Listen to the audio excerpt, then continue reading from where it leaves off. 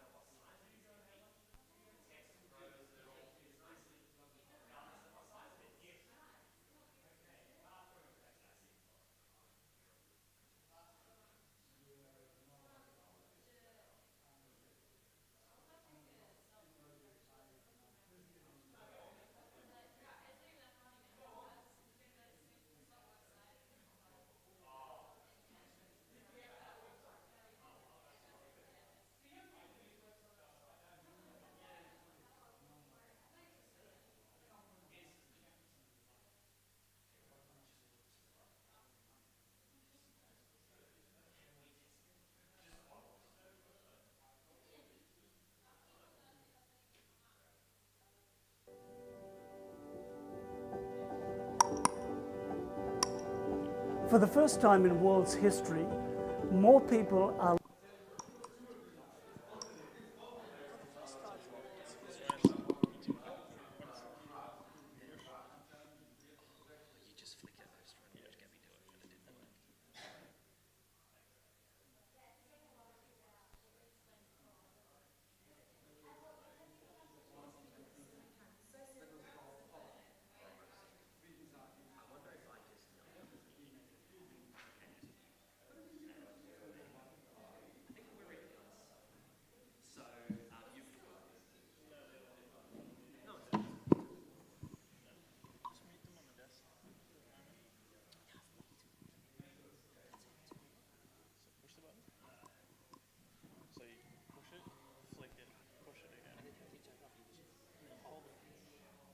Just mute them both.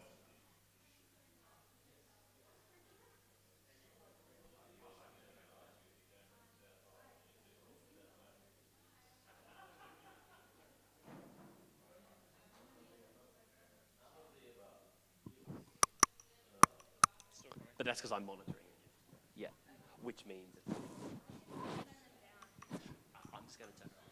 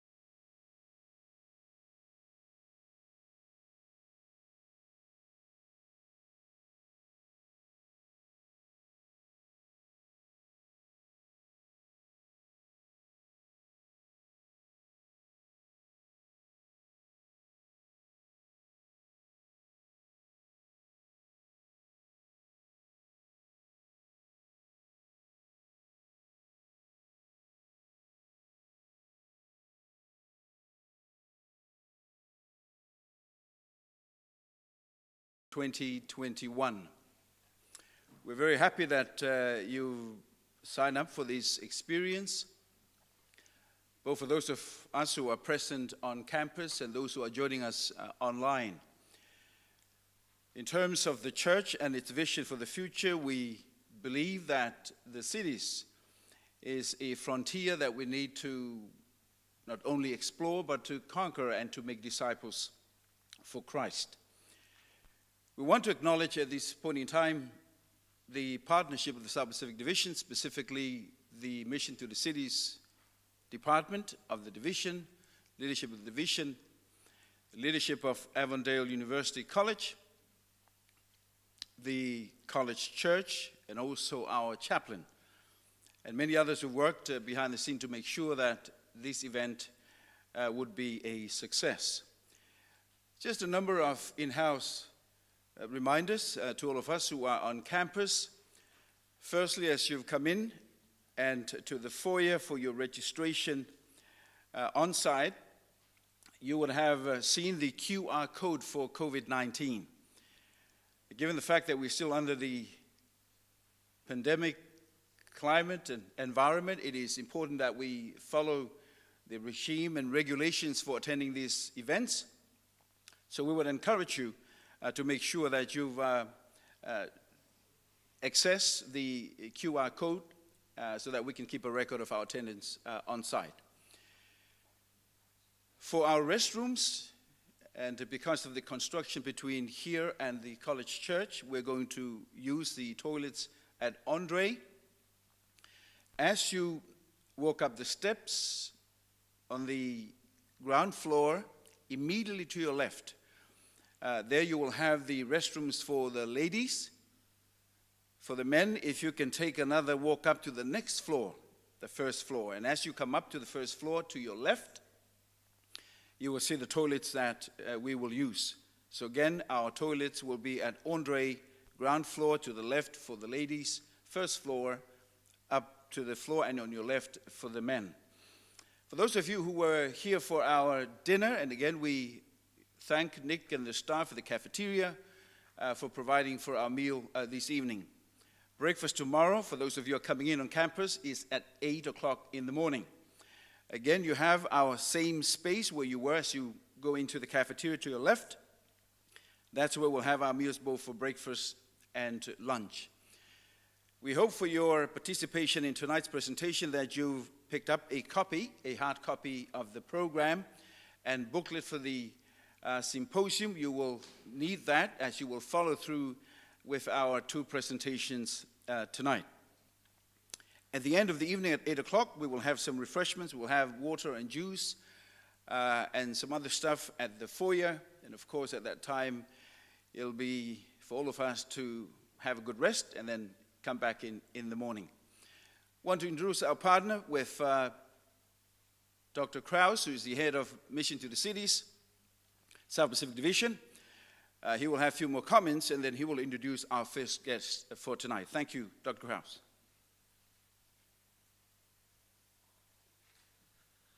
I think that may be the first time he's referred to me as Dr. Krause, and so I almost didn't know who you were talking about. But it is a real privilege for us to be here tonight, and when we're talking about the mission of the cities and the strategy that the South Pacific Division has for that, Avondale University College, and we hope very soon to be Avondale University, is integral to that.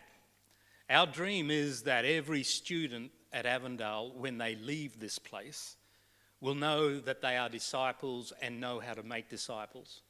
We pray that everyone will know how to plant a church or be involved in a church plant. And we hope, really pray that the passion of reaching the cities will be on the heart of every student that goes through this place. And so we're very happy to partner with Avondale in these symposiums. And if you read at the introduction to the booklets you have there, it kind of gives an outline of this series of symposiums will be over a 2-year period. And so every student, every ministry, theology student will go through this. And as it continues, we hope to ramp it up so that different conferences will come in with their leadership and be identifying students or bringing people here to be part of this so it continues to ramp up. We actually hope and pray as part of this strategy that right from our primary school level, the idea of volunteering a year or so of our time to volunteer for the church in mission will become part of the Adventist DNA so that we can really restore a disciple-making movement in the South Pacific, which is something that is very much on the heart of our first speaker. And I really want to say that it's a real privilege for me to introduce Pastor Glenn Townend. And for him, I have to say that every time we have asked him to come here to Avondale to be involved in something like this, his immediate reaction is yes. Because it's on his heart what we're doing here. I have the job I do primarily because of this man who asked me, and I believe very strongly in his spiritual leadership. He has a heart for mission. He's a spiritual man, and besides giving his life to Jesus Christ, the best decision he ever had was marrying the lady over there in brown, Pam, who keeps him grounded and helps him continue to be focused on where he is. Pastor Glenn is born into a missionary family, has planted churches in the cities. He knows what that's like. He knows what it's like to be the president of a conference that started church planting as part of the overall strategy of his conference, became union president, doing the same sort of thing. So what we're talking about now is really on Glenn's heart. And I want to say that, he has to deal with a whole stack of interesting things, but tomorrow he's going up and he's going to be preaching at Gloucester. Last week he got up and he drove up to Guyra to preach. So it's not just the big events and those big things, because he is very interested in the local church and the whole thing of making and being disciples. So could you give me a hand, us a hand? No, give him a hand. So, Glenn, I'd like you to come up here. We're going to have prayer for you. As I said, a number of years ago, he rang me up and asked if I'd take on a role at the division. And because I believe in his leadership, Tracy and I talked. That's my wife in the blue over there. And that's the smartest thing I ever did after accepting Christ, is allowing her to marry me. So Glenn, I'd like to pray for you right now. Father in heaven, I want to thank you so much that we can be here as brothers and sisters, no matter where we come from. But we have a heart for you, and we have a heart for mission. And I pray right now for Pastor Glenn as he talks to us about what's on his heart, what he'd like to see happen in this division. And we can be part of that. So bless him now. May the words he says be yours. We ask this in your name. Amen. Yeah, thank you, Dr. Krause. You feeling good about that? Hey, it's really good to be here, and all of the tables that you're sitting at are COVID infected.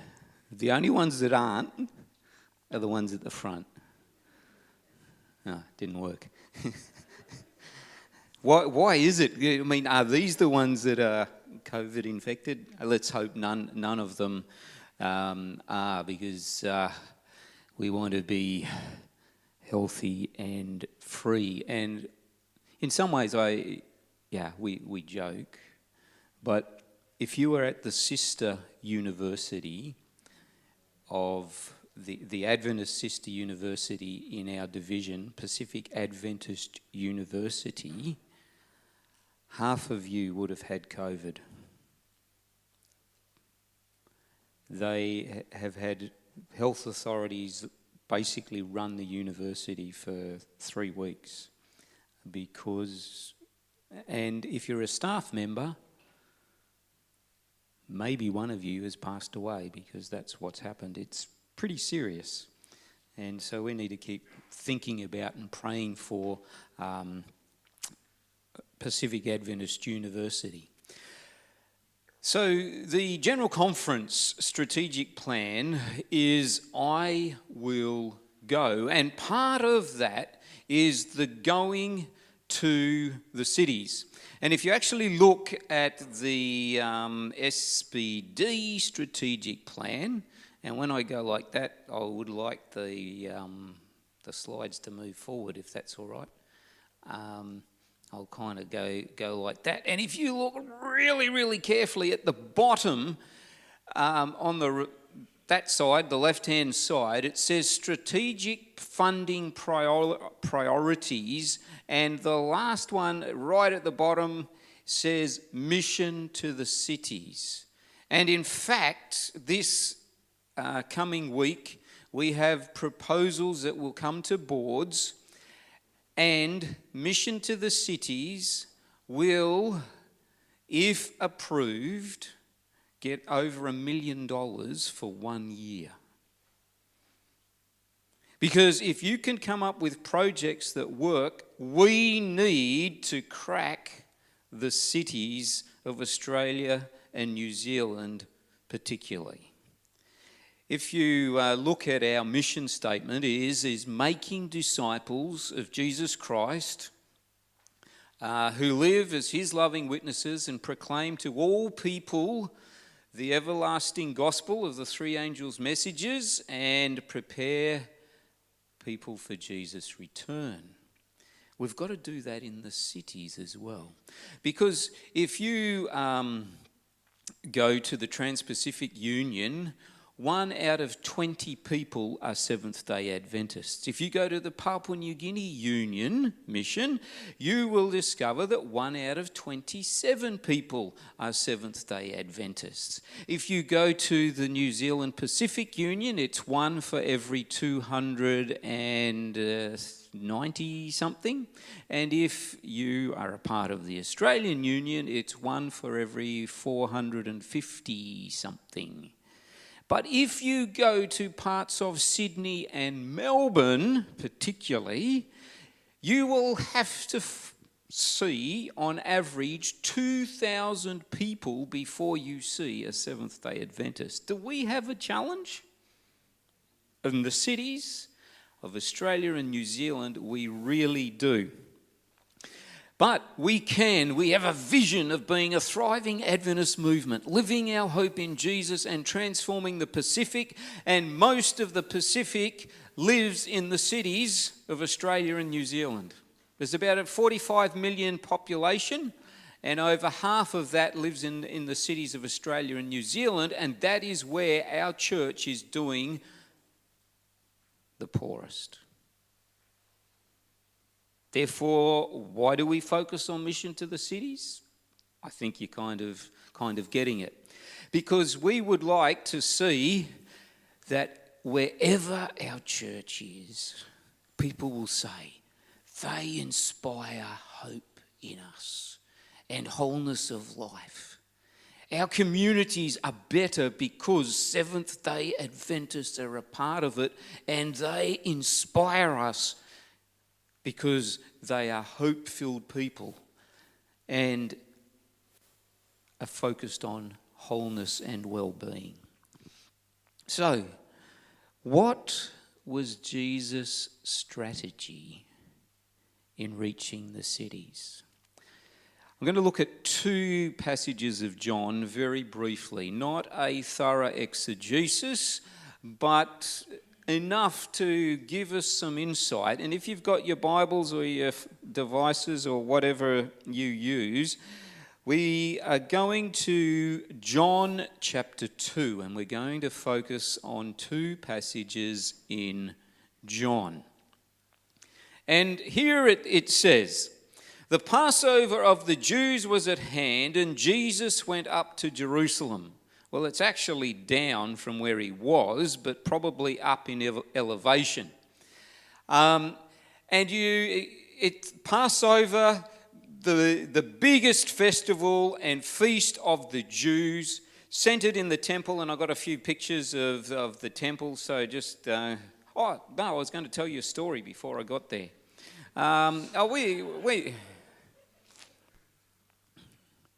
I I met Andrew a few years ago, and he's a pastor of the Christie Point or something church in Brisbane. And he was on the Gold Coast during schoolies time, and he noticed that the place was just rampant with drugs and alcohol and, kids who were 16, 17, maybe 18, just doing the most horrendous, stupid things. Why Australia, has these kind of events as a becoming an adult, I don't know. And that's what got him as he was there having a holiday. And he said, he had passed a heart, I'm going to stop this. And so he started knocking on the doors of all the schoolies in the hotel. And they were going, and he's just saying, hey, you guys all right? Can you help? And they're going, looking at him and going, you're we don't need you, who are you, kind of thing. And then one of the team or people that had kind of an idea with him discovered that they had some red frogs. Those Allen's red frogs? And it was at the door, and he said, would you like a frog? And they said, love a frog. And come in, I can share frogs all around. And out of that developed the ministry of Red Frogs Australia. Now, when I was president of Western Australia, our youth team, well before I met Andrew, was involved in Margaret River, which is one of the places where schoolies go to in Western Australia. And we were involved in giving out the red frogs and seeing how that changed people's lives. Today, most major events give Red Frogs Australia access to. And their volunteers can hand out red frogs and talk to people, and they discover people in need. That is having impact. And it came from one pastor in one church. And you go to the website and you see all of the events they're invited to and able to participate in Australia. It is absolutely amazing. We need Seventh-day Adventist people, pastors, to come up with ideas to get the attention of city people. Because let me tell you, to get the attention of city people, it is not easy. There is so much entertainment. There is so much things happening. People are so busy rushing here, there and everywhere. They've got their set friends. They've got their set Facebook and TikTok connections. And their routines of life really hard and difficult. So how do we get people's attention? Back to John chapter 2. So Jesus goes back to Jerusalem. He had been there before in chapter 1. He's been up in Galilee. And he comes to the temple because the Passover is about the temple, and people are living in shelters around, and they know that there's the Passover lamb, and the temple is the where the lambs are sacrificed, and people have to come where they buy all of the sacrifices before they go into the temple. And there's a few pictures of the temple and the place there. And Jesus, verse 15 says, making a whip of cords. Was this planned or was it spontaneous? I don't know. But he was obviously a very practical person because he was able to sit down and make a whip, and he actually knew how to use a whip. And he did. He actually got people's attention. Can't do it very well. And if I had one, it'd be dangerous, trust me. My brother, on the other hand, you could have a balloon in your mouth, and he could be metres away and he'd pop your balloon and you'd be okay, but not me. And that gets people's attention too. But you see what actually happens here. He uproots tables and all the sheep and oxen and doves and birds. He says, "Get them out of my father's house." And it happens. That's exactly what happens. And then the people kind of say, "Well, what gives you the authority to do this?" He's got their attention. And he says, "Well, I'm not going to tell you, but you destroy this temple, and in 3 days I will raise it up again." And they're going, "It's 46 years we've been building this temple." So we know the date. It's about 28 AD from all of this calculation. And you're going to do it in 3 days? And it's later that the disciples remember that it's about him. And this is a huge theological statement, that Jesus is the new temple. He is the new presence of God.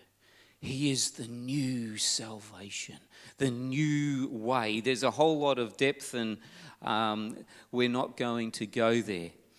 And so that's kind of what happens. But let's kind of summarize it. There's a big event. Jesus is part of that big cultural event.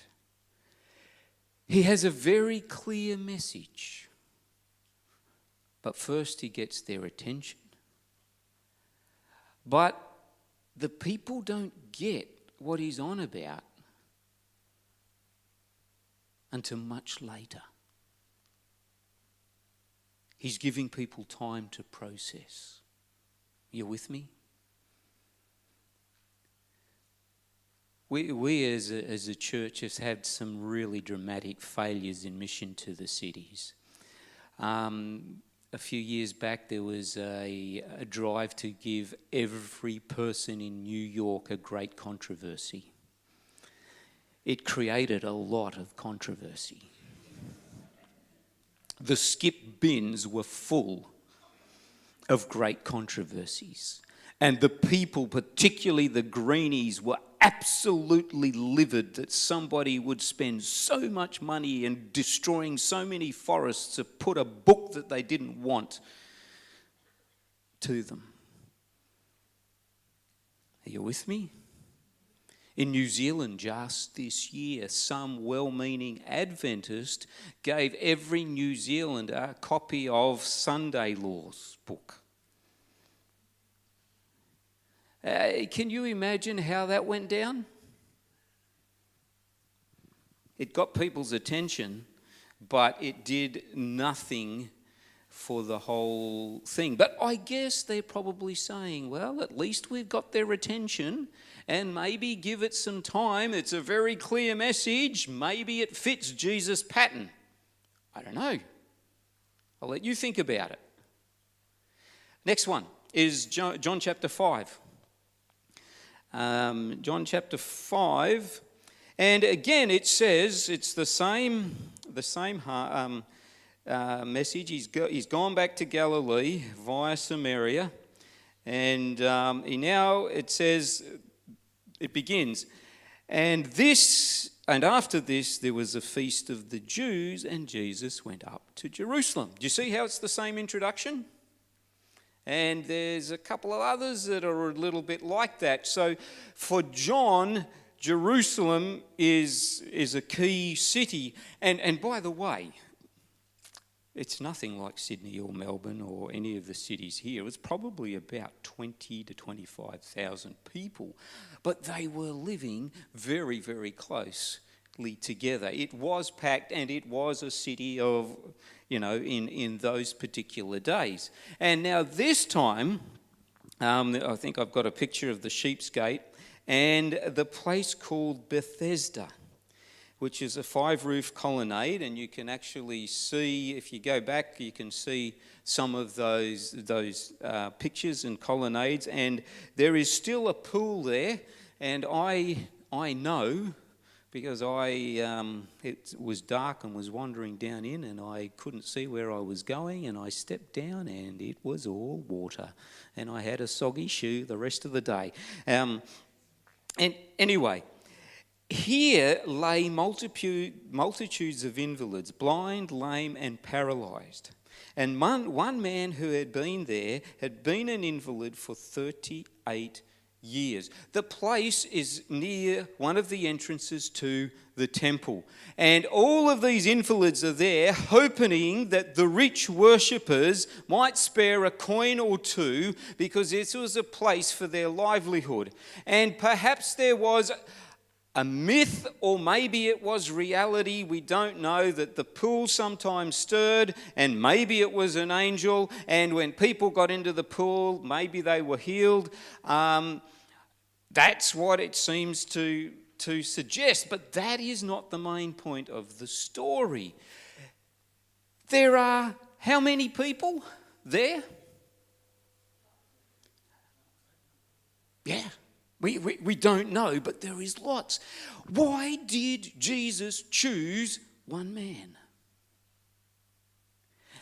And why did he choose that one man? We don't really know. But being an invalid for 38 years is pretty tough. I've been married to that beautiful lady over there for 35 years this week, and that's been, a delight. And you can't, you kind of go, but here, 38 years. Was it because, but how did Jesus know? Well, Jesus just knows things. Was he perhaps the old guy? He's always been around here. Everybody knows him. He's the guy that's just always beside the pool of Bethesda. And it fits his routine. He gets enough from his begging. Yes, he's probably professional at it, but he needs to, because he's paralysed. He cannot work. He cannot get an income. But why one man? And we know Jesus didn't heal them all, because in Acts, the disciples go up into the temple, and what happens? There's a blind man there, and you know the story, Acts chapter 3 and 4. So why did he pick on him? And the guy shows no faith, no repentance. Jesus just asks him, would you like to be healed? Because Jesus doesn't want to wreck his little scheme going on. Maybe the rest of them all looked at him. Maybe he was the leader. And there are a number of commentators that suggest that these kind of things. And as what Jesus would say in Luke, he was a person of peace or a person of influence. And that's why Jesus picked him, because he knew that. Go to the leader. Go to the one who has the most power. Social power. Relational power. Are you with me? Connection power. And that's what I've come to think what is actually happening here. And, he says, well, I can't get into the pool when the waters are stirred. And Jesus says, well, that's okay. Just take up your bed and walk. And he did show faith then, because he wrapped up his bed. And imagine what was happening in his legs, with blood flowing to different sinews and cells and muscles and he kind of could feel life back again, and he was up and he was walking and he's going, wow, this is amazing, this is fantastic. And then it says, now the day was the Sabbath. So the Jews said to the man who'd been healed, it is the Sabbath. How dare you? It's unlawful to take up your bed. I like that one. I don't make my bed any day. But yeah, anyway. That's why I've got a great wife. We've worked it out. She never mows the lawn. She doesn't do any gardening. And there's some things that I'm just not good at either. And then it says...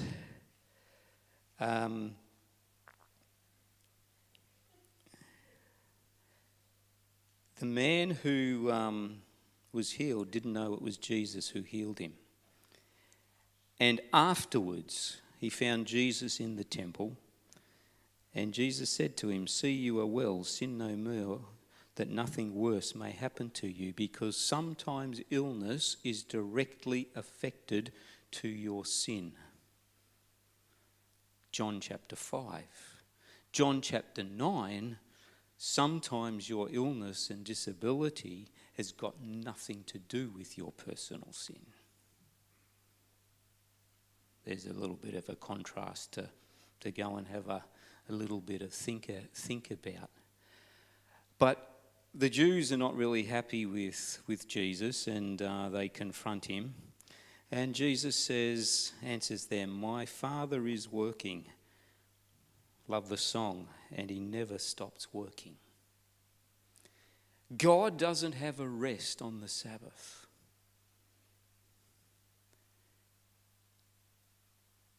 In sustaining the universe. God doesn't rest on the Sabbath in wanting people saved and being about salvation. Why is it that most of the miracles recorded in the Gospels happen on a Sabbath? Why couldn't Jesus have gone to people and said, well, I can see you're in a bit of a bother. These people are upset because it's Sabbath, so I'll just heal you tomorrow. Would have been a pretty good day for the person, knowing Jesus' reputation, to think about the expectation of being healed tomorrow, but not Jesus. On the Sabbath, he's working. He has a very clear message, and his message is, I am the Lord of the Sabbath. I am part of God, and this happened because God is here. He got people's attention, and so yeah, let's do the summary. It was a big cultural event again. This time he focuses on a relational connection.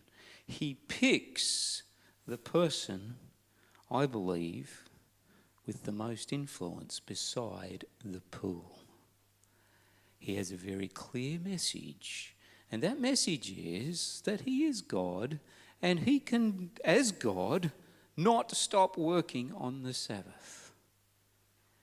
And he gives people time again to process.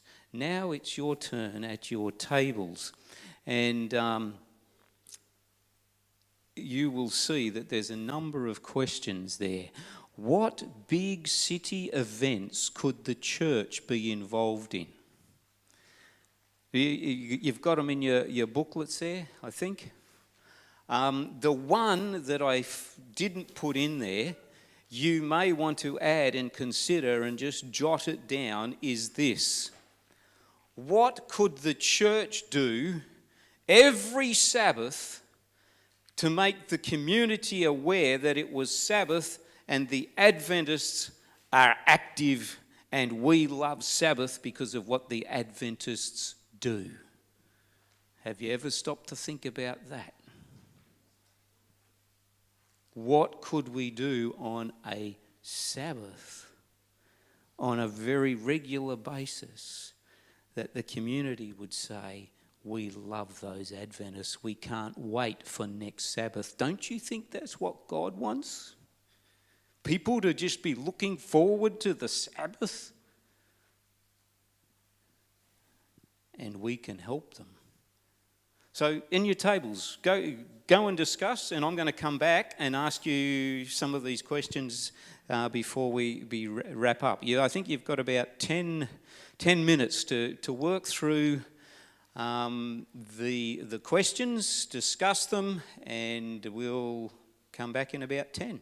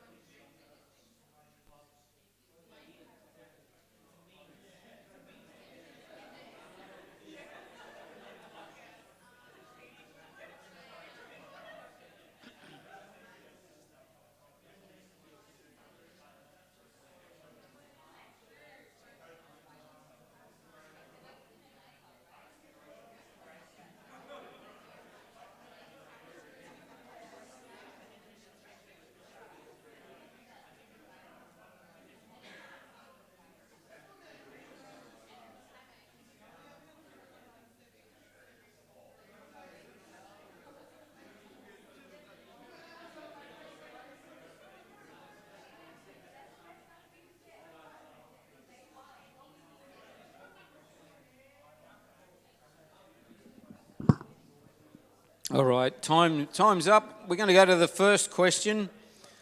If we can go back to that on the PowerPoint, that would be good. And it is, what big city events could the church be involved in? Let's hear.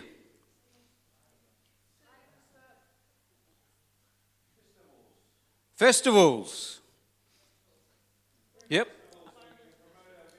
Food festivals. Yeah. And there are health festivals. And there are art festivals. Yeah. What else? Royal Easter Show. It's not always a royal show, and it's not always at Easter in every city, but in Sydney it is. So it's that kind of thing. Shows. What else? Could be Mardi Gras. Yep. And thinking about how that could happen, well, interesting. All right. Any other? Late show at the Rocks? That's light show. Oh, yes. Different markets. Yep. Sydney to Hobart. City to surf. All right. You've got the idea. Also, this week we just had Anzac Day. That's pretty sacred for Australians and New Zealanders. And I can say that in Wahroonga, where they celebrated, Pastor Richie Reid was the chaplain and the person who did all of the religious talking, because he is a well-known identity in our area. Very pleased about that. We can make our own big events, and our health department in the division is going to have a stall in Parramatta Shopping Centre someday, when COVID allows it, to actually test people for health and provide health intervention and all of that. I don't know how many of you have heard of Pathways to Health from the North American division. Have you? Where the church hires out a whole stadium for a week and offers free dental, medical, optometry, whatever specialists they can, and actually offer it to people, and they line up and get it. Now, there's no Medicare in the US, and so it kind of works there, but the big event makes and has impact. All right, the next one. Who are the city influencers that the church should connect with? MPs, members of parliament, yep. Town hall meetings, Chamber of Commerce,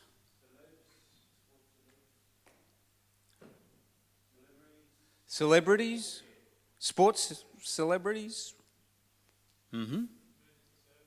emergency services, police, school principals,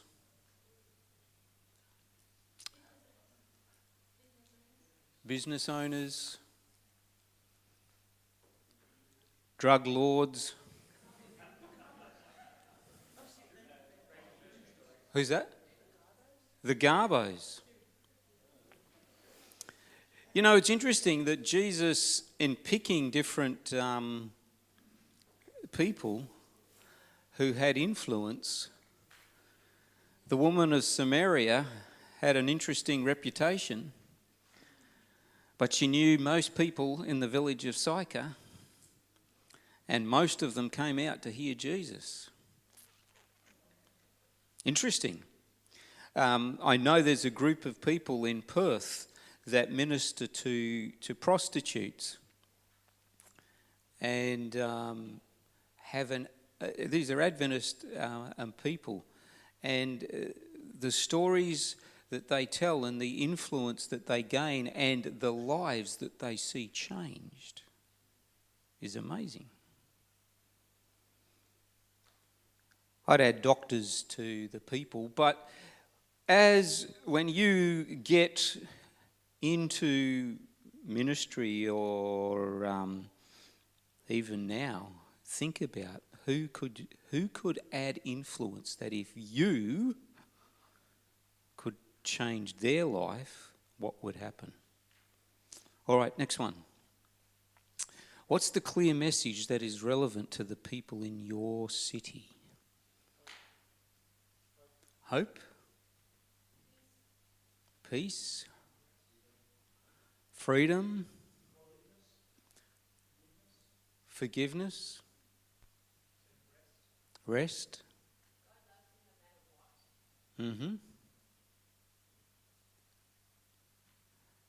That's the bottom line. But if you tell people that, they kind of go, Big ones, other ones, environment. People want to live here for as long as they can. They know that's an issue. And I don't know about you, but there's a lot of relational problems, domestic violence, all kinds of abuse. And you know, the women power now of saying, I've been raped or nearly raped and all of that. There is a movement, and we've got to think about the movements that are happening in society that we can connect with and add value to with our message. Yeah? All right, next one. What ministry could your church do regularly on Sabbath that would have impact?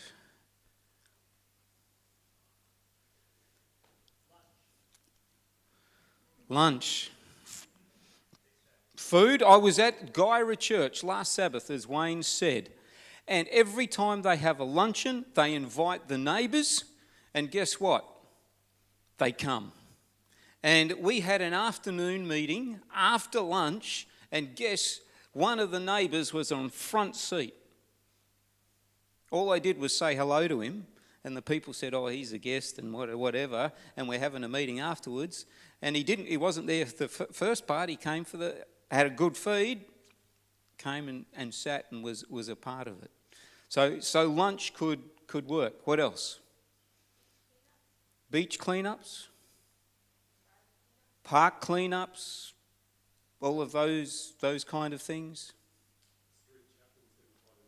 Street chaplaincy. Yeah. Do you know, we often think that the Pacific Islands are more conservative than us.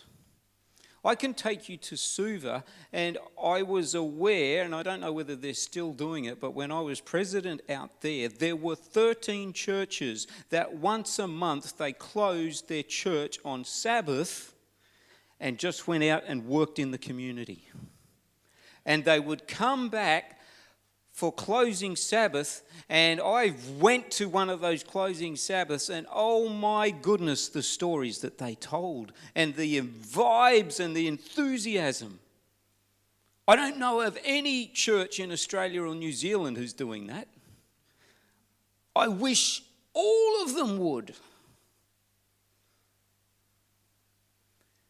Because, we've got an idea of what's right and wrong in the Sabbath. And I think Jesus' miracles challenge us. This is a day of ministry that we could do all kinds of things. Now, I can tell you that when my son, who's now a pastor in Adelaide, was a teenager, his mother was the teens leader in the Carmel Church, and once a month on Sabbath afternoon, they would do an older, retired person's garden up and clean it. There were a few people that didn't like it and came to the president, but it was my wife and my son. Oops.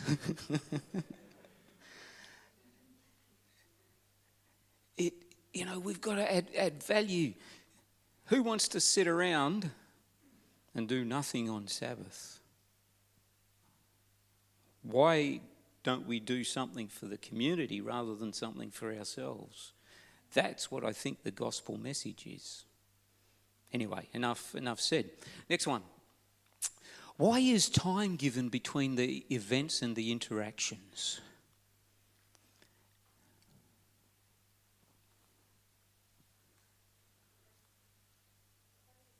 For processing.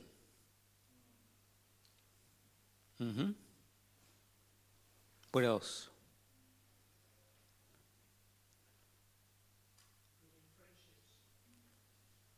Yeah. It's time for impact, and Jesus did have a big impact ministry. Next slide. Yeah, it's true.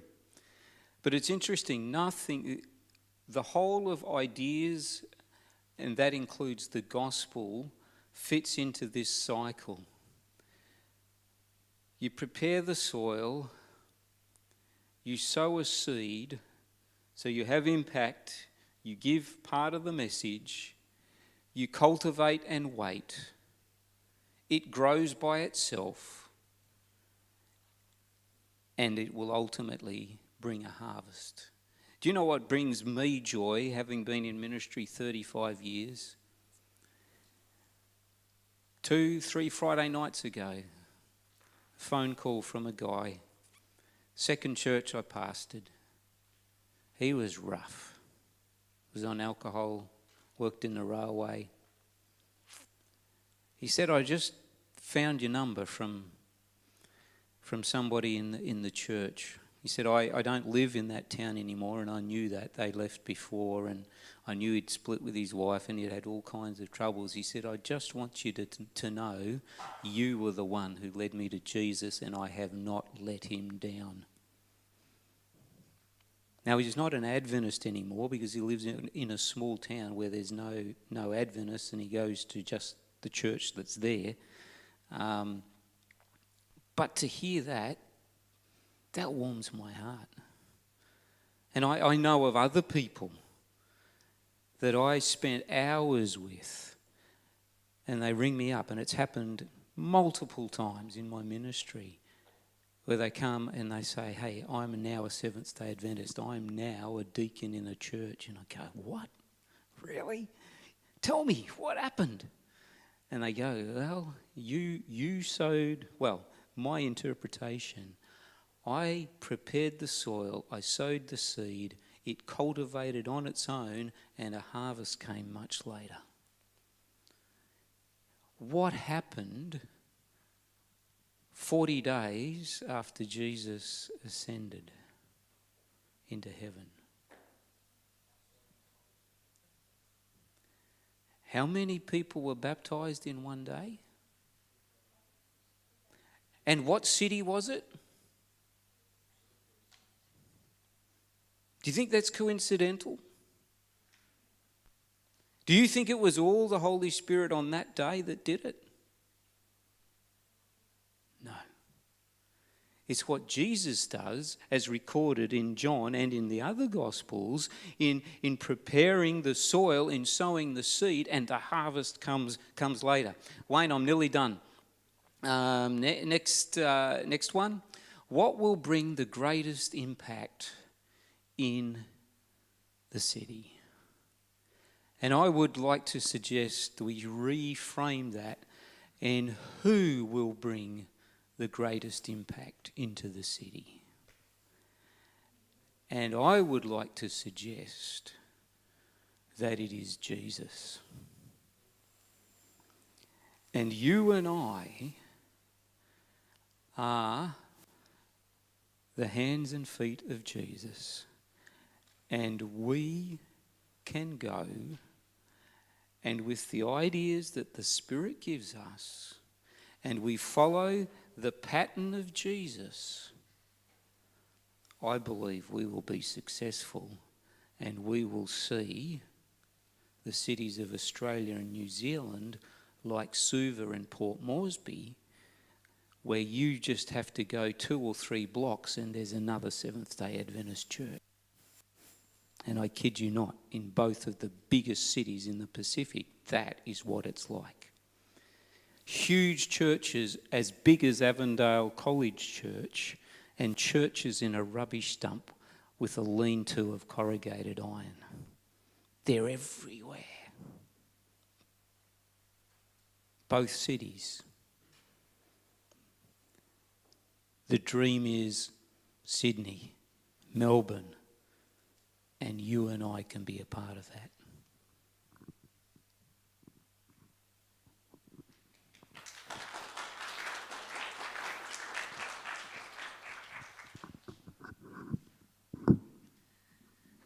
Thank you very much, Glenn, and we really do appreciate your time. To be able to, can you see his heart? The passion that Glenn has for reaching our cities. Are you aware that more people move into Sydney and Melbourne every year than the entire Adventist membership in Australia and the New Zealand Pacific Union? Every year. That's our challenge. After Pastor Glenn, it's kind of downhill from here. I get to introduce the next speaker. The next speaker is coming to us via video. He is in charge of Adventist mission for the World Church at the General Conference. Under him comes all global mission, comes all mission of the cities, 5 study centres. That's reaching the Muslims, Hindus, Buddhists, secular postmoderns, and our Jewish friends. There are centres under that this person is over that as well. Plus all Adventist missionaries that go out that are paid for by the church. He also happens to be my little brother. And I thought I'd add that at the end. To be honest, I make a lot of jokes about Gary. He can't help the way he looks and things like that. But I want to tell you something. My dad was probably the most ethical, moral person I ever knew. And it's great growing up with a father like that. And I would say my brother is the second that I know in the ethics and moral. His passion for reaching unchurched people, rarely have I seen someone who is more passionate about that. And I'm kind of glad he's in the role he is because of that. So without further... Gary, I know you said you're going to check out on this, and so hi to the family. So here is Gary speaking to you, and please, I think you'll find what he has to say really worthwhile.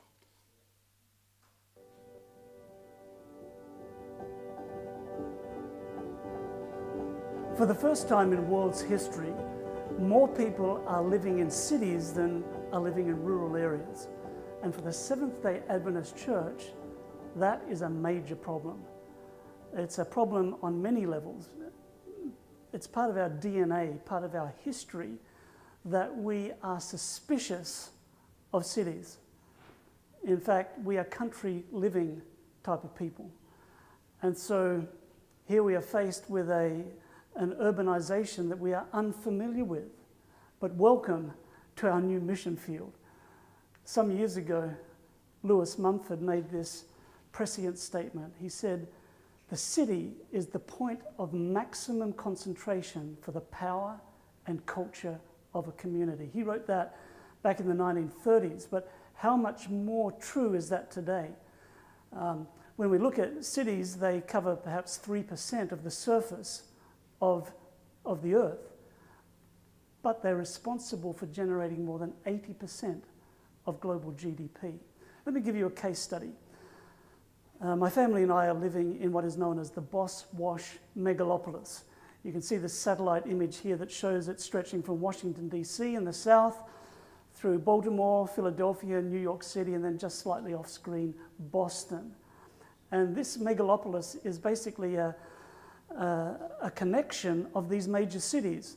And it's a growing megalopolis, and it has an outsized influence, much stronger than you would suspect by the geographical territory. So think, for example, of education. Here are some of the institutions that you will find in this corridor: Harvard, Yale, Princeton, MIT. We're talking Ivy League schools here: Columbia, Penn, Johns Hopkins, Brown, and so many more. Think of the economy. This relatively small geographical area generates 20% of US GDP. It's the largest economic output of any megalopolis in the world.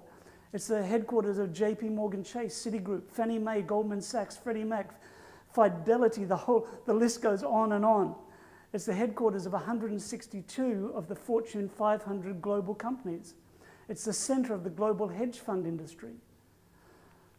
Media headquarters. It's the headquarters of the major US television networks. It's the headquarters of Comcast, the New York Times Company, USA Today, the Washington Post. Power and culture. Think of politics. This corridor is home to the White House, the Capitol, the United Nations. Cities matter. This is where power and culture is concentrated, and it is from these power centers that influence is dispersed. Go across to the other coast of the United States and to the city of Los Angeles. In a relatively small geographical area, you will find the headquarters of the major movie companies: Universal Studios, Warner Brothers, Paramount Pictures, Walt Disney, 20th Century Fox, Columbia Pictures, all within just a few square kilometers. And I don't care if you go to an Asian village or a city in Africa, you're going to find Hollywood movies being watched. Travel up the coast a little bit to San Francisco, to an area known as Silicon Valley. Here you have the headquarters of the big social media companies: Twitter, Pinterest, YouTube, Facebook, Instagram, WhatsApp. It's the headquarters of Google. It's the headquarters of Apple.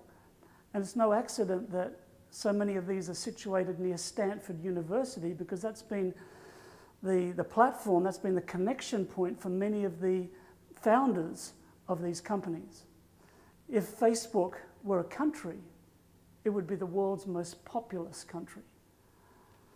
So what I'm trying to portray here is that if we are to have any influence in our society, then we need to be having influence in the cities. Doesn't matter if it's politics, entertainment, economics, media, education, fashion.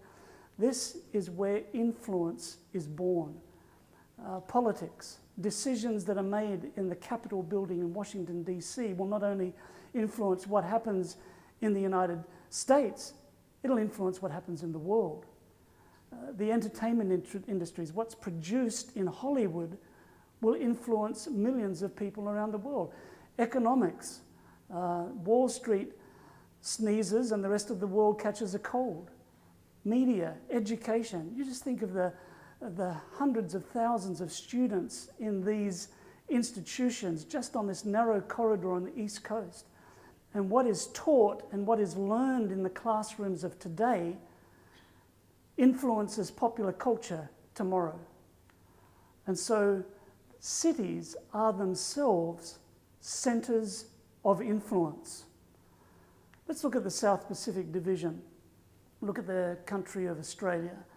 And here you can see this image of the large urban areas in Australia. Now, the lights that you can see there in Western Australia are not cities, of course. This picture was taken by NASA during bushfires. And so that's what you can see there. But you can see how Australians hug the coastline, but not only that, they hug the cities.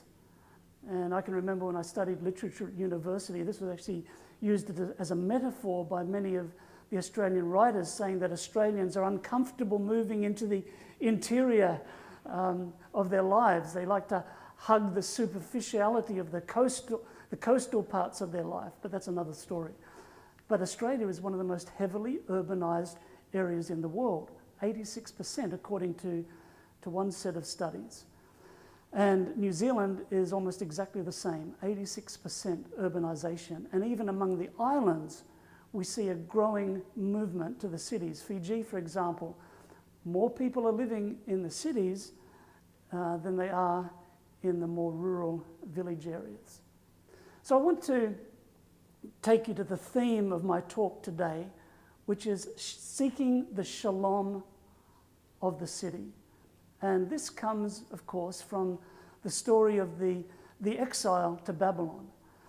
We know that many young people were among the people taken into Babylon, and these were the elite, the well-educated, the strong, the physically healthy, were taken to the pagan city of Babylon. And here they are taken from their moorings, not only their physical moorings, but their spiritual moorings, where they grew up in good Jewish families, having worship every day, worshiping the one true God, eating kosher food, worshiping on the seventh day, singing the songs of Zion. And suddenly they're taken to this pagan city, a majestic city, the largest city in the then known world.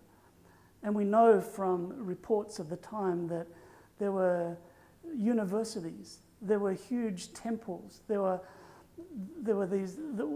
greeted by these gates with the beautiful mosaics, and you can see these in Istanbul and in Berlin and other places where there are museums. Just an amazing tribute to the greatness of Babylon.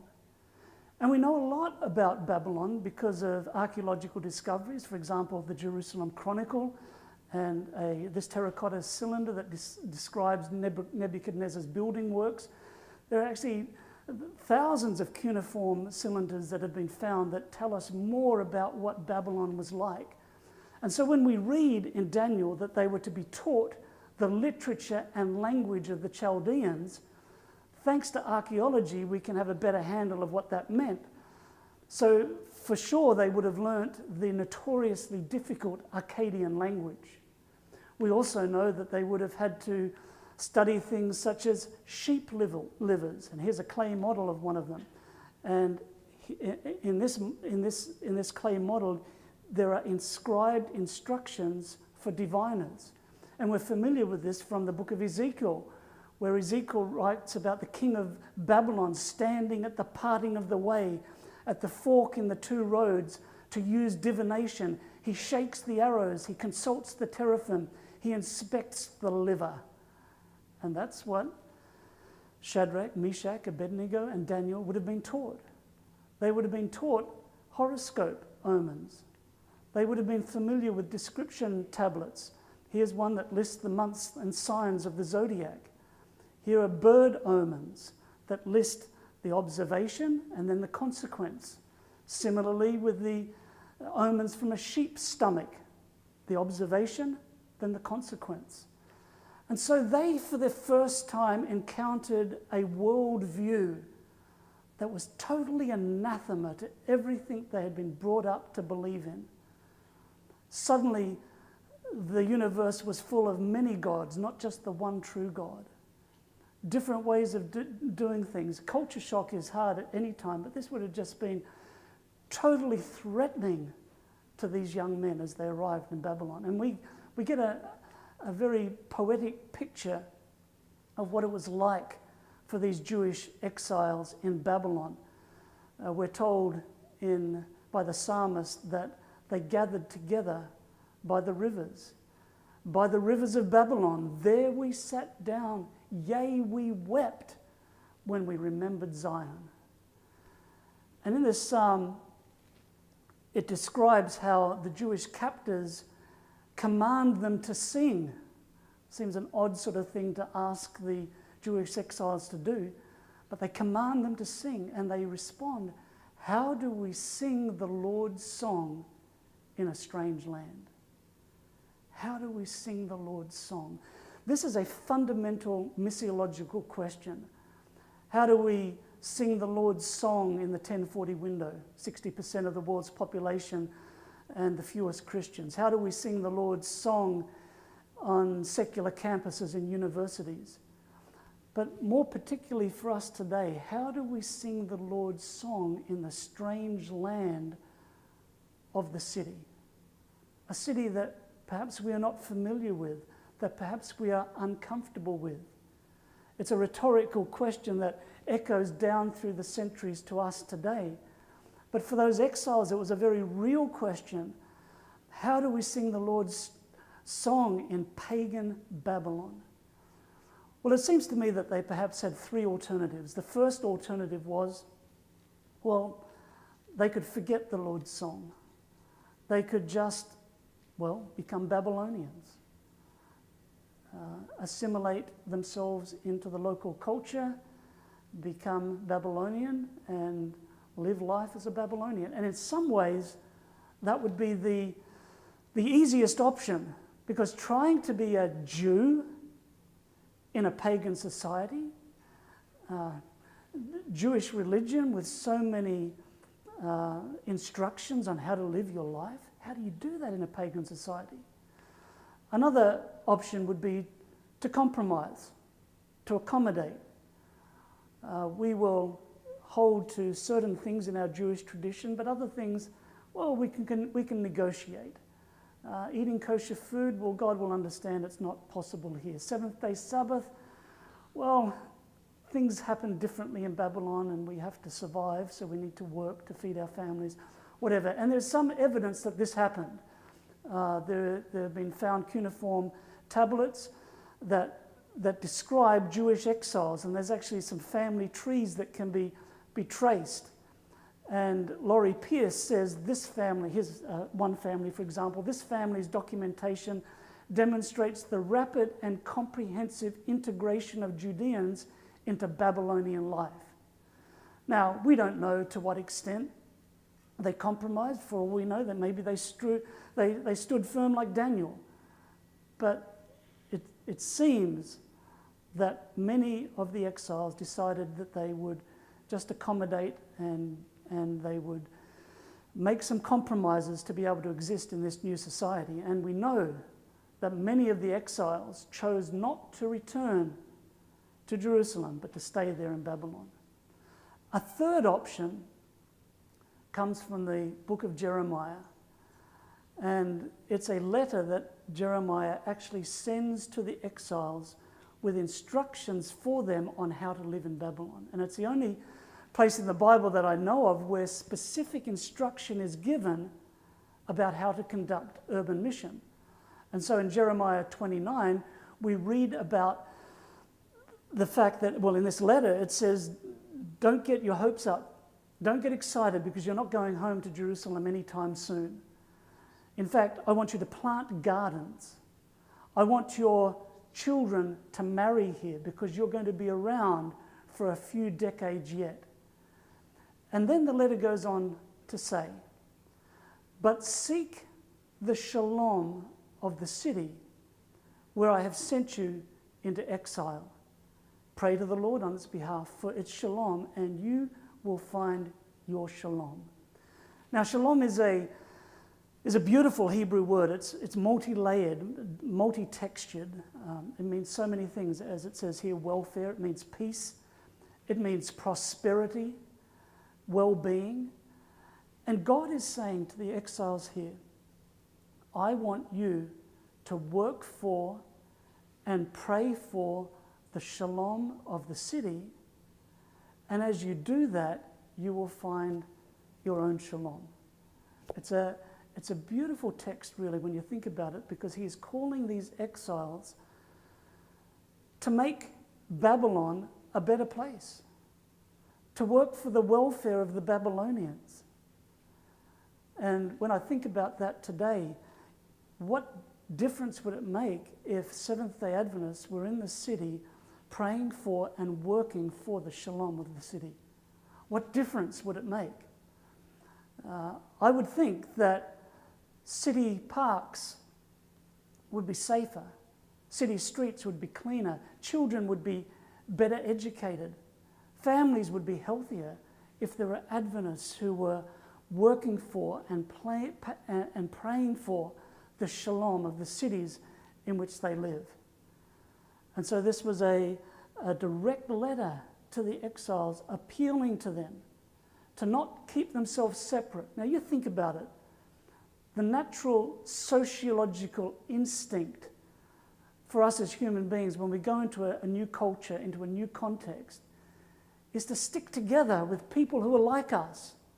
And you go to the great urban centres of the world, I don't care if it's New York City or London or Sao Paulo or Sydney or Auckland, whatever it is, you will find that there are ethnic communities of people who have done exactly that. Go to New York City, you'll find little India, you'll find little Korea, you'll find little Italy, where people have come together and stayed together. Why? Well, you speak the same language. You like the same food. You laugh at others' jokes because you understand them. Community is so important to us. But for the Jewish exiles, they would have had the same instinct. Let's stick together. We can eat kosher food. We can keep the seventh-day Sabbath. We can sing the songs of Zion together. But God tells them to do the exact opposite. How do you sing the Lord's song? Not by keeping in a Jewish bubble separate from the rest of Babylonian society. You sing the Lord's song by praying for and working for the shalom of the community, to Babylon, to which I have called you. There are so many ways that we can, as Seventh-day Adventists, work for and pray for the shalom of the city. One way that I'd like to suggest to you is through what we call urban centres of influence, which allow us to connect with the community, that provide a platform for us to pray for and work for the shalom of the city. They provide a platform for us to sing the Lord's song, not from a distance, not from a streaming music service, but in the city, among the people. The term urban centres of influence, as I'm using it, comes from Ellen White, who talked about centres of influence quite a lot. She talked about people, individuals being centres of influence. She talked about cities as being centres of influence. She talked about how certain institutions, such as food stores or restaurants or cafes, can be centres of influence. She said that Jesus is a centre of influence. And she even called Satan a centre of influence. But she wrote that we should establish in all our cities small plants which shall be centres of influence. And what she was talking about here were a variety of different connection points, different ways that we can connect to our community through health, through whatever needs there are, with a goal, of course, to make sure that we don't keep ourselves separate, that we sing the Lord's song among the people of the city, not to the city, to people of the city. And she wrote more than 100 years ago, in large cities there are people who cannot be reached by public meetings. If that was true 100 years ago, it's even more true today, particularly in the cities of the West, cities where people are busy with so many other things. I want to talk for a few moments about secular centres of influence. This has been a study of mine recently, and I see many examples of it in cities today. Take, for example, Starbucks. Now, when I look at Starbucks coffee, I think of a company that, well, sells coffee. But every business has values.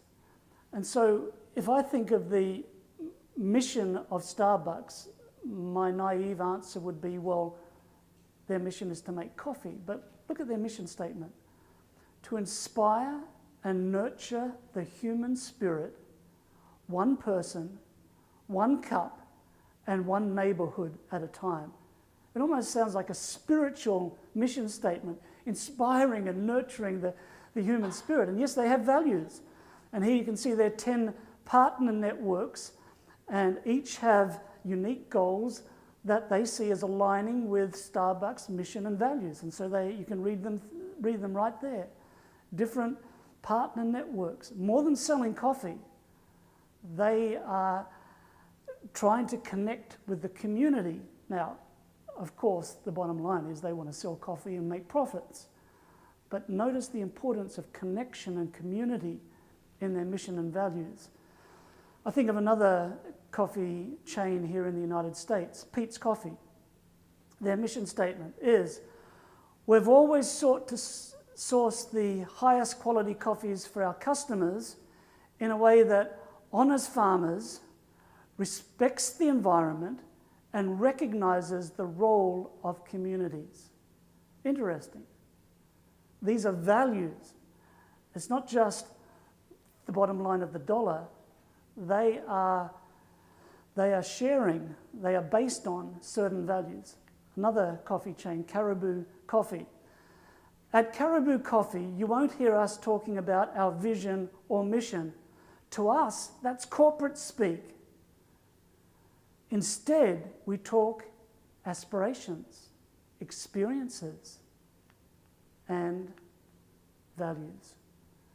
We're committed to sharing an extraordinary experience that feeds the soul. Very interesting. So going back to Starbucks, the founder and former CEO Howard Schultz says, we're in the business of human connection and humanity, creating communities in a third space between work and home. I think people will be longing for human connection. This is when he was asked by the media, how do you see Starbucks growing in different parts of the world?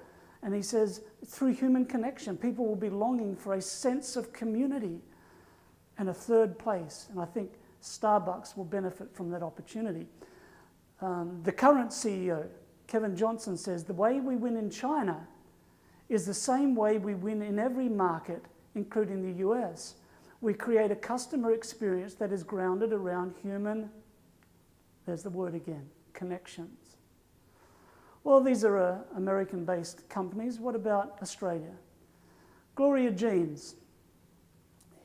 I just found this on the websites. Australia needs great coffee made by you. Human, magic word, connection is why we're here. And sometimes we realize it's as simple as 2 lattes. What about Hudson's Coffee? At Hudson's we love coffee. We love how it brings us together. Connections. A random cafe from Melbourne. We place great emphasis on supporting the communities where we work and live. Each of our 6 retail spaces play an important role in the neighbourhood. Go down further. We've developed meaningful and ongoing relationships with our communities. We're talking about connection, we're talking about relationships. And then down at the bottom here, the community is incredibly special and valuable to us. So I go back to Ellen White again, a co-founder of the Adventist Church. It's through the social relations that Christianity comes in contact with the world. So it's clear to me that the cafes are secular centers of influence. What about other corporate endeavors? Apple, let's look at Apple computers. And you go into an Apple store and you have an experience. Kirsten Saylor writes, Apple stores are aimed to form strong community links and a feeling of belonging to a club. Tim Cook, Apple CEO, Apple retail has always been about more than selling. It's about learning, inspiring, and connecting with people. So every single aspect when you walk into an Apple store is grounded in these values. It's all about connection, connecting you with the company and with the people in the company. Another illustration, here in the Washington, D.C. area where we live, there's a bank called Capital One. And a year or 2 ago, maybe 2 or 3 years ago, they started what they call Capital One cafes. A bank has started cafes. And so Bettina and Bethany and I went and visited one down in Washington, D.C., right down in the heart of D.C. And there it is. And as one of their market leads says, the layout is designed to facilitate discovery, conversations, hospitality, education, and community events. We got a guided tour, and there you can see here a space which is a community space. And Capital One offers this free to non-profit organisations. So you have a non-profit organisation, you can take your group into this space, you can use the internet for free. They even have teleworking facilities, and you can use that space as a service to the community. It's a lot more than just providing the community a coffee shop. It's about allowing the cafe to provide those human connections. And you move into these, you go into one of these Capital One cafes, and it's a very relaxed environment, it's a very collegial environment, and you have computers set up there, and if you have any questions about how to bank with Capital One, there's assistants there to help you, and they provide an experience and a connection. Which brings me back again to Ellen White's summary of Christ's method of ministry. And she summarized it in these steps. She said that the Saviour mingled, connection. He showed sympathy, connection. And then he ministered to needs, connection. He won confidence, connection. And then he bid people to follow him. And it's that holistic method of Jesus, not just aiming up here, not just convincing people of our doctrines, not just having truth-filled literature and wonderful seminars and public meetings, but actually ministering to the whole person as well, that we have a way of ministering to people that connects at every level of who they are. I want to show you here a picture of a barber shop. It's from Brazil. And why do I show you that? Because it's an example of a third space that I mentioned just before. A space between home and work. A halfway point where people connect with each other. And here you can see this group of men having a chat together. It's a space where they feel comfortable to connect. In Australia, in England, various places, the pub has been a third space where the community has connected. The general store has often been a place of connection. And of course, as we've seen, cafes are a point of connection as well. Third spaces. And so when we're talking about centres of influence, we're talking about these type of third spaces, platforms where we can connect with the community rather than keeping ourselves separate from it. Here's an example from Chicago, and here is Andres Flores, the pastor. He planted a church in downtown Chicago some years ago called Epic Church. And then from there, they started a new group. And this is an interesting group because it's meeting inside a suburban shopping mall. So you drive up to the shopping mall, you go into the shopping mall, and then you find the store space, but it doesn't say church, it says art space. And you walk in, and there you have all sorts of activities that children and families can be involved in. Painting, drawing, sculpturing. They've got clay, they've got paint, all sorts of things happening there.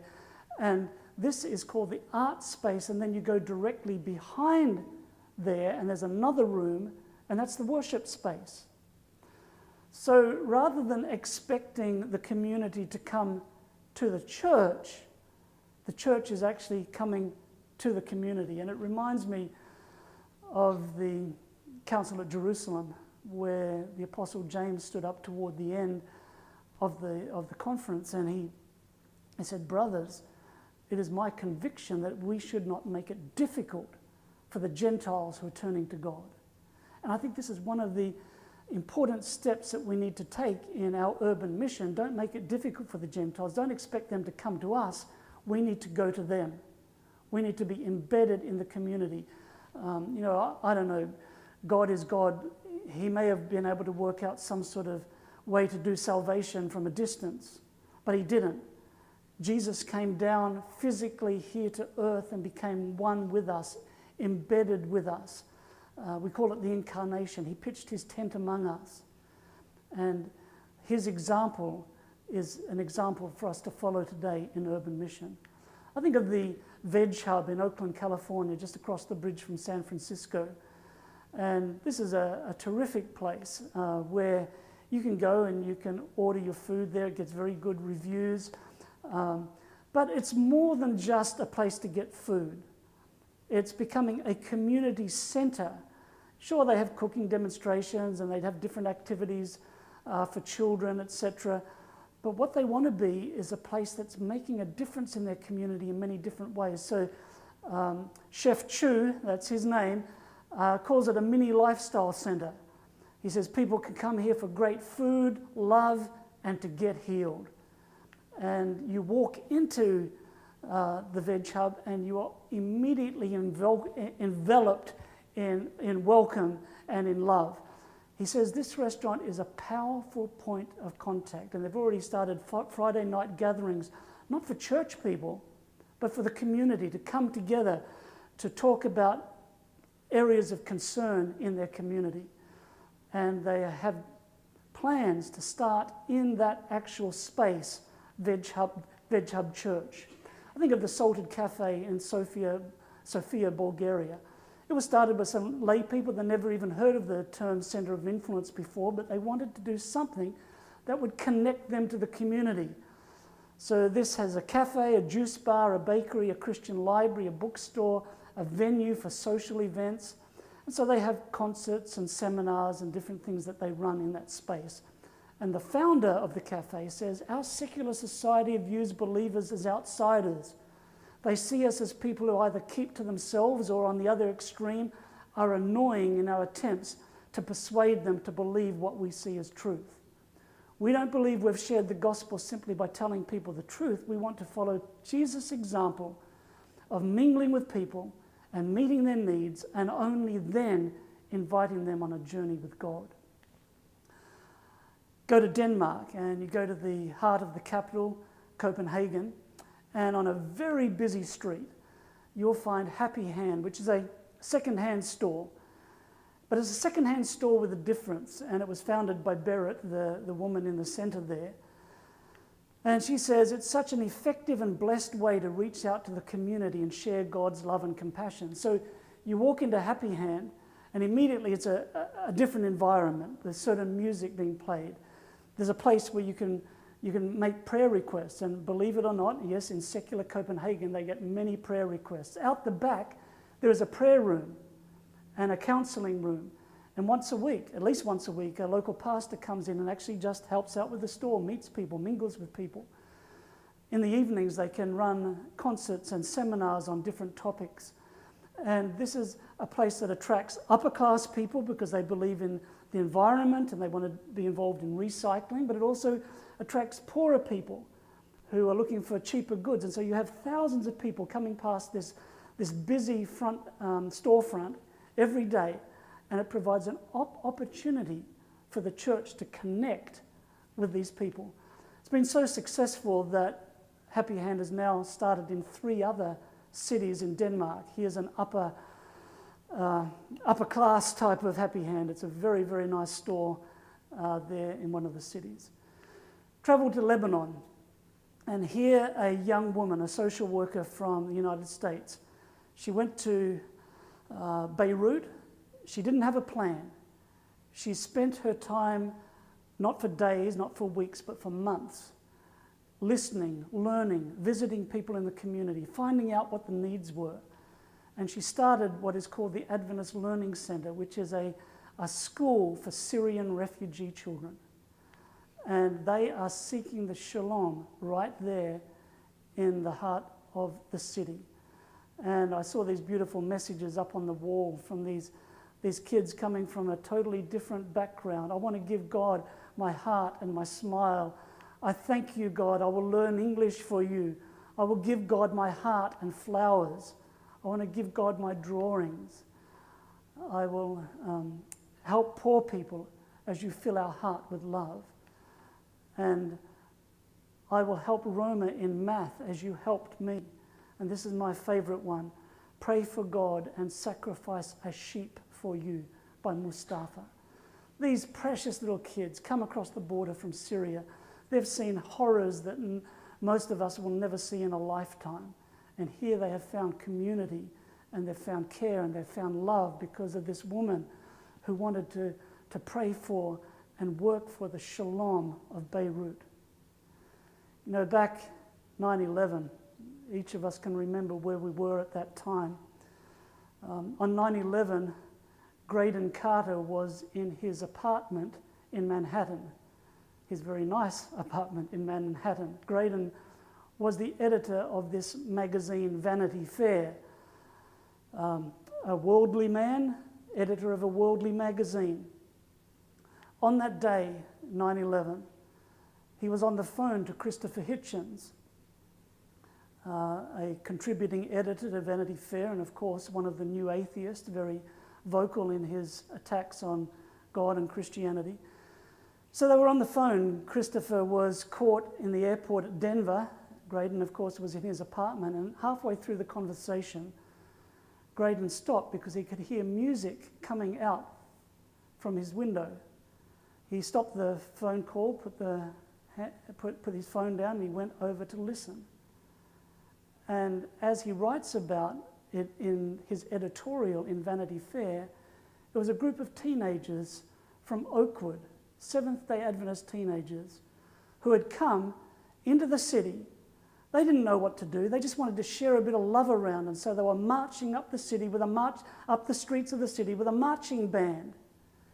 And as that music came through the apartment window of Graydon Carter, it affected him deeply.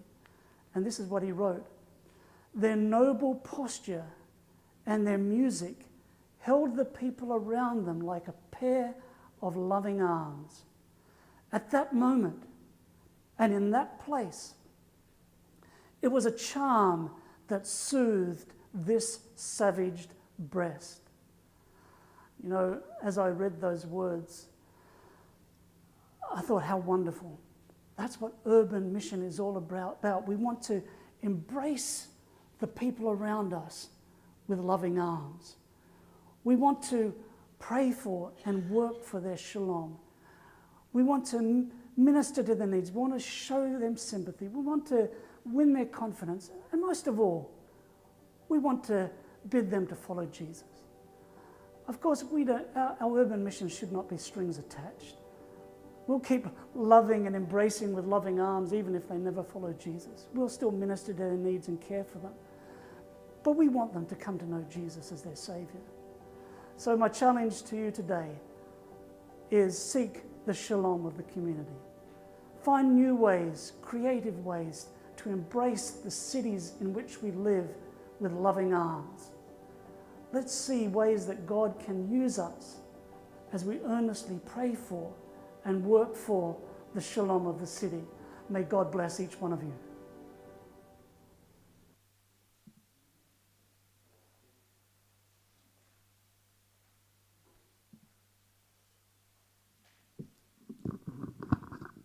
Thank you. We had two presentations tonight, and both were very thought-provoking.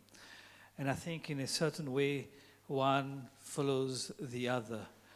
Glenn challenged us with looking for the man of peace, and Gary is challenging us to find the shalom of the city. Some of you might have questions for Glenn or for Wayne, who will speak on behalf of Gary. Or you might even have comments. I was monitoring the comments online, and a lot of them said that both presentations were very, very challenging and thought-provoking. So if you have a question, a thought, please put your hand. There is a roving mic that will come to you, and you'll be able to put your question or your thought.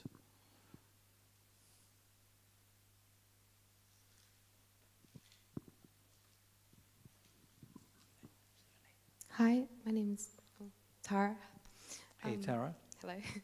I was wondering, I think it's a question for Glenn, and maybe some conference people. If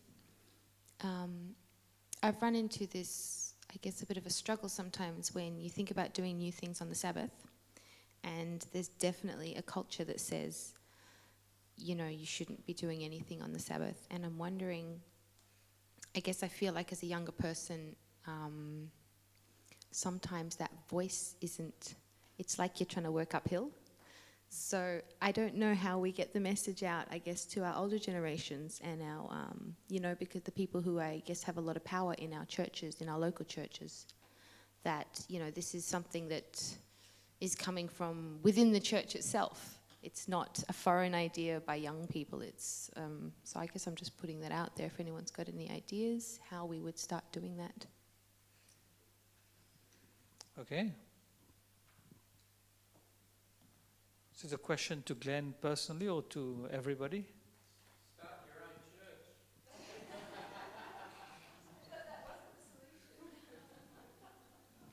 Start your own church. Start your own Seventh-day Adventist church. I'm one of the oldies, and it's one of the messages that I am certainly giving. And let me say that there are people who are open to it. There are people who are not. That is true. Try and find people who are like-minded and get a person of influence in the church to be a backer. They are there. And yeah, just some thoughts. Any thoughts, questions? Okay, Kira.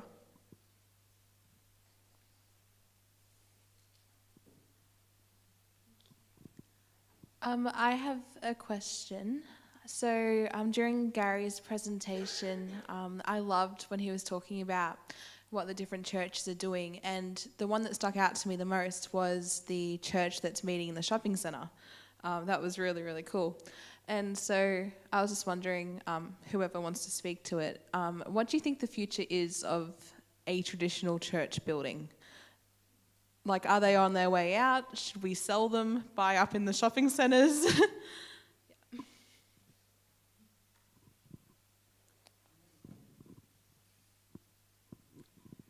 It's interesting to hear that the notion of third space came from Howard Schultz, the original Starbucks CEO. A range of missiologists have all picked up on that term now, third space. Mike Frost, of course, in his book Exiles in Post-Christianity, writes extensively about third space, and of course he's a practitioner. So it's interesting that the term originated with the CEO, and missiologists have now picked up on it, and of course practitioners are actually in the third space. So that's a beautiful thing. I think of the UK, which I think is a little advanced in its secularism than we are here in Australia. And I know the Anglican Church there, especially under Justin Welby's leadership over the last couple of years, they've looked at fresh expressions, brand new, radical ways of doing church. And I think as I think of the UK, and I look at us here, look at the US and other Western countries, we are probably going to have to head down that track as well. Probably in the next 5 to 10 years, the traditional church will become less and less relevant in terms of the building itself. And let's remember the church is people. It's not the building.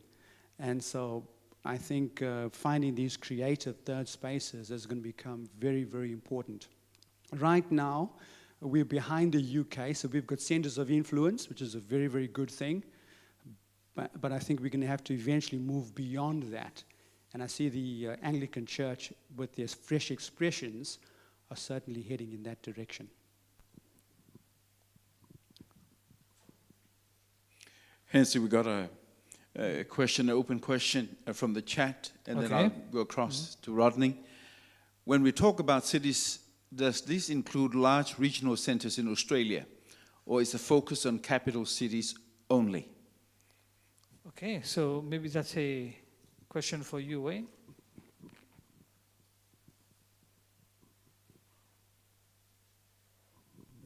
lessons learned here are basically relevant to all cities, but the South Pacific Division is concentrating on the 6 largest cities in our division, which are the ones of 1 million plus, are the biggest challenges.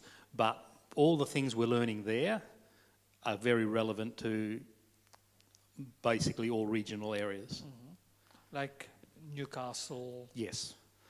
Bendigo, Yes. Ballarat, yes. Yeah. But we're trying to put the division, the unions, Australian Union and New Zealand Union are looking at the cities of under 1 million to about 500,000, and then the conferences are looking at the cities under that. So that's kind of how it's been going. But we hope that the lessons we're learning in the larger cities will be relevant for the ones in the smaller cities.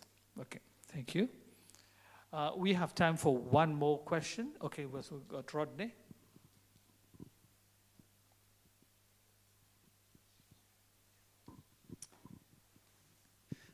Just to bounce off what Kira was saying, that I was on the founding team of a church that was in a mall. I was in that church for about 7 years. And then we founded a church that was in an office building. And so it really moved away from that traditional structure. And what it does is it takes away the facade, and people feel more comfortable who haven't come from a church background to come in to an environment where they're reasonably comfortable already. People already go to the mall, they already go to the office. And so coming into that environment, it breaks down a few barriers.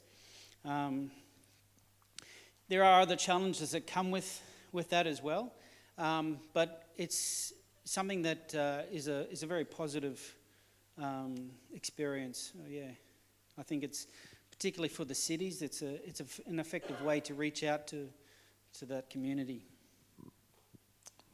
Okay, thank you. I would like to thank our presenters. Thank you very much, Glenn. Let's give him a round of applause. When you will pass our thanks to your brother Gary, very, very good, maybe? Okay, you will pass our thanks to Gary. Very good presentation also. And would like to thank you for coming. We have a few people that have worked behind the scenes. So Brock, let's give him a big round of applause. Worked tirelessly to be able to bring that on YouTube, what we're doing here. And Shaylee, just give us a wave. Yep. If there is a term that has come in both presentations, is like we ought to be connecting with one another. Connections are important. And we've provided that space and opportunity right now. So between now and 8:30, there are cookies at the back, there are drinks. It's not just to eat or to drink, it's to fellowship, it's to make connections, it's to talk to one another. So take up the opportunity of this time, this space, to be able to network with one another.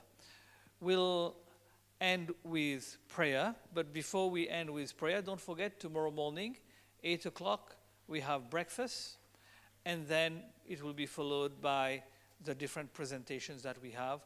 The first presentation is going to be good. It's by Dr. Cale Duval. So tomorrow morning, 8 o'clock breakfast, and then we start our first presentation. So let's close our eyes and we'll end with prayer. Lord, we thank you that you've challenged us in a mighty way tonight. Thank you that through Glenn and Gary, you've encouraged us to look at the cities and to work in ways that we have not worked before, to seek the men of peace, to look for big events, to be able to be present in the lives of people. Lord, help us to bring connection. Help us, Lord, to be agents of change, because you love all and you love our cities. Lord, bless us as we continue to fellowship. Lead us to our different homes tonight and bring us back safely tomorrow morning. For we pray in Jesus' name, amen. Okay, thank you.